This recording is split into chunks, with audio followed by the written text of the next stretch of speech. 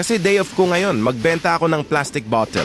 Ito pala yung mga pinagbibili ko ng mga drinks, karamihan nito ay tubig at may mga juices din. Hindi ko to itinapon kasi 25 cent euro per bottle nito. Sayang naman pang dagdag sa gastusin na, tara, samahan niyo ako.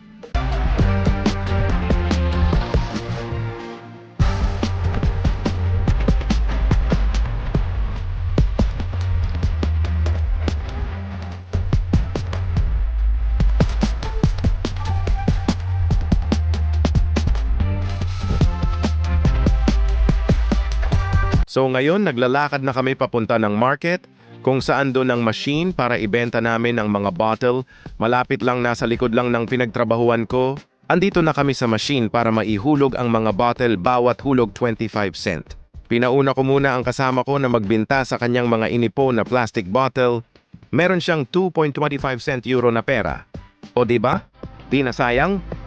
At ngayon ako naman ang magbenta. Tingnan natin kung magkano ang aabutin ko.